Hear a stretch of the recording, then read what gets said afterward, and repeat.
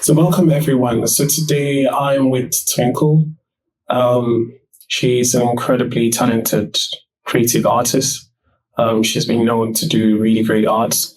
So today I will be interviewing her to share her story about her journey, as well as how she was able to get into arts and the challenges and a lot more questions that might be turning up over the session. So stay tuned and thank you. So my first question to you today is, how did you get into making art? Thank you, Isaac, for having me. You're welcome. And having this interview. Yeah.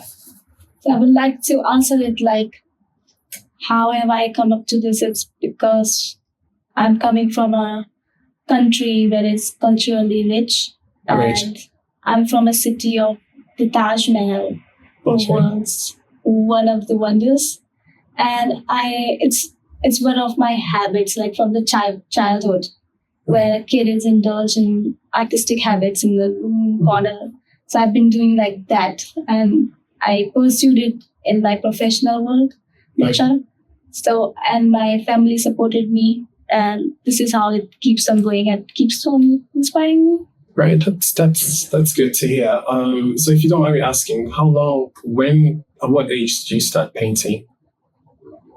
Like, I cannot say that what was the age of me, because I used to create artworks and used to play with those as I'm a vendor, painting seller. Mm-hmm. So with my cousins, I used to sell these artworks. So it was just like a fun game, as well as I was just keep on creating artworks, whatever comes in my mind. So you might have answered this question, but specifically what inspired you? I know you come from a background where, coming from a place where artistically you needed to be involved, but personally, how did you find, because I'm sure that most people, not everyone in India is doing, or not everyone from where you come from is doing what you're doing, or have any artistic idea. So what really inspired you from a very personal level to go into it, and of course to pursue it in a professional level? Is to answer this, I can say that art makes me feel happy. Right. So it has always been keeping me calm and composed, and I've always been in myself and finding myself. It's the happiness that it gives me, and that's why I keep on doing it. And I took it further in my professional level. So that's good. So my next question to you is, how would you describe your art? Art is like a broad name, if you will, but still in art, we've got different niches. People tell different stories. People might want to go into sculpture making. They want to go into, I really do not know much about art, but what's your own style, right? I think what describes your art style? Well, I'm a mixed media artist. I use mixed media of techniques, and I have expertise in printmaking as well. Right. And I can say, what is my art? My art is an inspiration or having a reflection from audience. So whether I have created a landscape or a portrait or a print, it will have a reflection from audience. Right. So I can say that it's a reflective art that I create. Well, that's good. I may not know a lot about what you've said, but hopefully whoever's watching this can relate. So what material and technique do you enjoy working with the most? I like to work with acrylic painting with directly application of knives, such as in this artwork is a landscape and it's a glimpse of a sunrise. Oh, right. So it's an abstract form, but you can feel it as a wave that's going. Well, until you mentioned that it had a thing to do with sunrise, I wouldn't have guessed. That's, again, highlights the beauty of art making, or the creativity behind making art. So, well, I didn't say this. So what inspired this painting? It's like during in my period time in England, been missing the sunrise a lot. Oh yeah, of course. So let's have a canvas of a sunrise, bright colors. Yeah. This has been the theme of me creating artworks in England. Right. So my next question is: are there any artists or movements that have influenced your work? Are there any artists, like other artists you look up to? Have you got mentors or people that you look up to that inspire you to do what you're doing? I do not particularly follow just one artist. I just look for every artist regarding contemporary or its old times. But my favorite one is Rembrandt because of his portrait paintings. And the shadow and light comes in his paintings. Right. That's what makes me feel good and keeps me inspiring about portraits. So you don't just so you get your inspiration from like different sources, more or less. Yeah, like social media is pretty active these days, so yeah, of course, keeps on popping you. Absolutely. So that's so what challenges have you faced in the art journey, and how have you been able to overcome? Of course, for people, I'm in the creative field. I know what it was like trying to create stuff in days where I felt the least inspired. So, and I think that applies to every creative mind out there, of course, you. How are you able to sort of overcome with it? Days where you do painting, like you self-critique a lot and you're like, no, I don't like this. Or you feel like this is not good enough, or until you have to get somebody to sort of say, you know what, this is really nice painting, to kind of give you that freeing in some sense. How were you able to deal with that? Well, coming from a place, it's never been easy to be an artist because there is less opportunity in my city as if to move further. This is what is one of the reasons I am here. Okay. As I have been exhibited in India, I got selection, and you have to be highly skilled for those. Your art has to have a concept. Right. And whether as an artist you're not having those, you're not having the inspiration because you're not getting selected. So it's been a tough ride coming to this place, as also being exhibiting to the galleries. The selection is not easy, and having an open call, residencies, these are the things that people as an artist look for. And I have had these things. I've overcome to those, as I have also done masters in India in visual arts.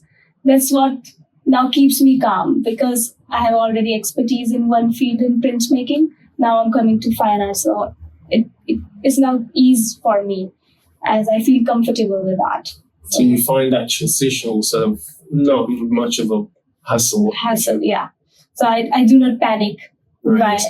This is not just happened with me. Yeah, well, you look pretty chill anyway. So, so my next question would be, how do you stay motivated and inspired in creating art, creating this beautiful pieces? How do you stay motivated? Of course, I struggle with, as much as yes, this is something that you love. At some days you're not going to feel your best. Yeah. So how do I get myself up to really do it because I have to do it, not because I want to? So what was that for you?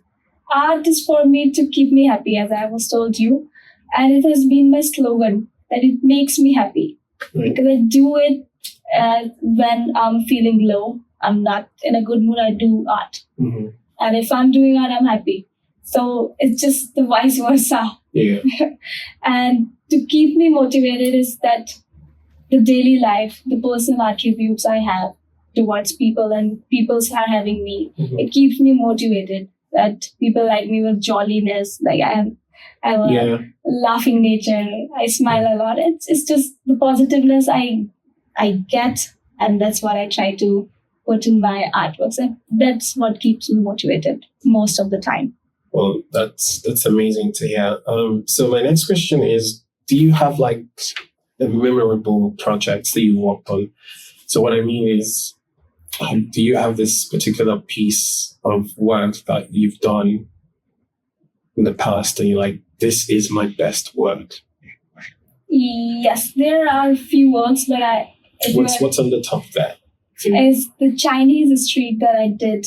Right. It was the last moment as an artist. We are messy, so we have everything in a mess, and it was midnight time, and I was finding a particular medium. What should I do with? How to paint it with this landscape? I sketched it with a pen marker, and later I found the tea water, and I layered it. Oh, the in one the you middle told of me the about night. yesterday or on Wednesday. That's where the tea water in my artworks have come, and it has came out the very best artwork for me. Oh, and I burned the edges of that paper at that time. In the midnight, I was experimenting with that particular work, and it got selected at Bombay Art Society in India, and it was an annual, national selection of artworks. So I got selected for that, and it was pretty first time I got so it's just the best of the artworks. Yeah, I mean, to hear how everything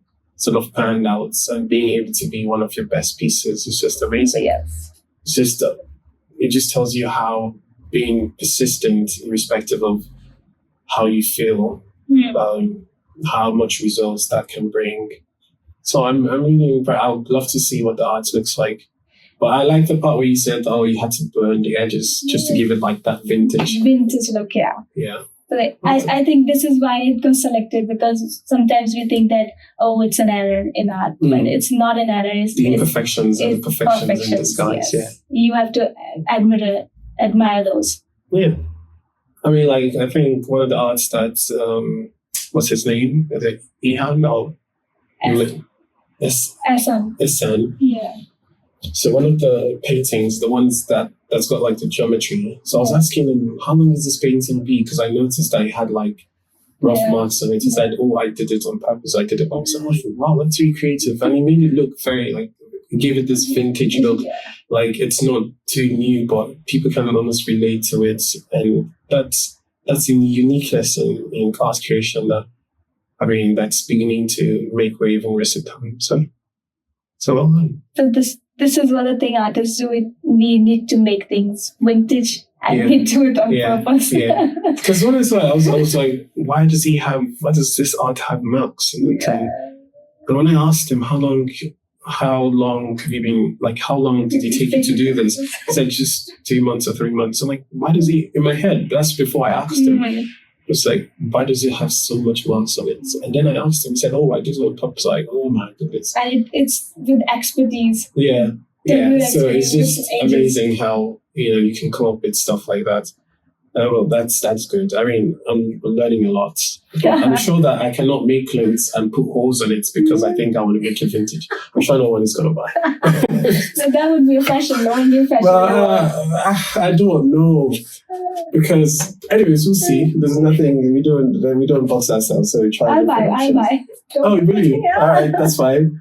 That's absolutely fine. So my next question is, I know a lot of these questions might have overlapping answers to the ones you've previously given. But what role does art play in your personal life? One thing I said to you about me taking a module in second year, where the module, the lecturer would ask us to look at pictures and sort of tell a story from that picture. And every person in that room had some kind of a unique story. So it just tells you how one picture can be viewed in different ways. Now, to your personal life, how has creating art helped you in your personal life in any sense whatsoever? I believe that art has make me more human. Right. You feel more now? Yes, I feel more when I create artworks. When I do not create artworks, I feel very less of Twinkle. Wow, that's very... I'm not Twinkle without art. Oh, yeah.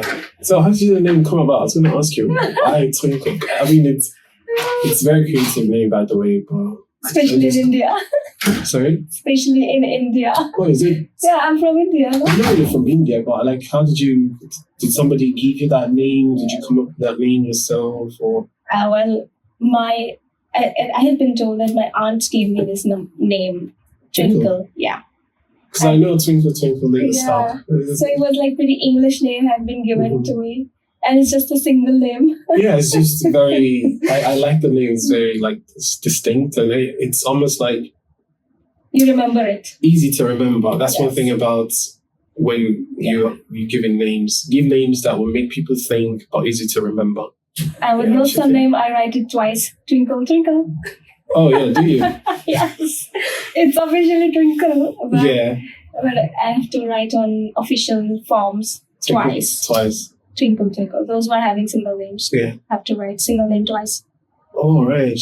That's the way it is that's the way. In art exhibitions. In like every official things. Oh, right. That's why university has given me a dot. So I'm a dot Twinkle. Oh, I didn't... You didn't know that? You're having 3 surnames?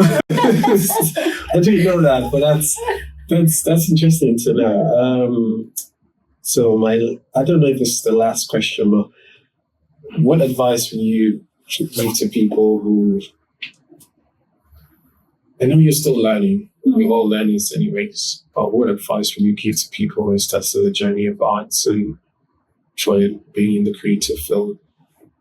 What sort of advice would you give to them, especially, I mean, not everyone is going to be as passionate as you are with art, but you will always give them credit for being passionate, at least to a certain degree, to be able to venture into making art. But what advice would you give to people making art or wanting to go into making art or already making art? Well, I say that keep on doing artwork or keep on whatever creative fields you are doing. Never think that you are having an error or a mistake. Take it as an advantage. Lead from it, as I have taken lead from my mistake at tea water. Now I've been passively taking that, and it has been seen in most of my artworks that she uses tea. Same as I want to say other people that never think anything is less and keep on doing the hard work and it will come up in any way. Well, that's good. I mean, the tea story, I mean, you have to be drinking a lot of tea then. Yeah, I love tea. So the tea story, I mean, I'm quite fascinated by, the whole tea story because, I mean, it's tea. I mean, not in this world or the next would I have imagined anyone would use tea. on artwork. So maybe because it's not my niche anyway, so I wouldn't be that creative in that sense. But it's just and it's become like your signature. Like people know you for that now. Wow, that's amazing. And we can never run out of tea bags in England. That's why we have tea bags everywhere. It has been brought to us. Yeah, absolutely. So I mean, that's good to hear. Well, I think this is taking longer than we expected, but thank you very much. Thank you, Isaac. I don't know if I'm missing any questions. So when are you done with school? You're graduating when? This one? This December? Yeah, it's January 16. January 16. Or 17. January 16 or 17, okay.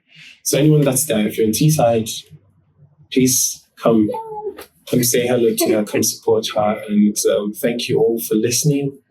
And I mean, it's really sad this has ended, but I wish this can just carry on. But thank you all for listening, and I appreciate. Thank you, Isaac, for having me. Thank you. It means a lot.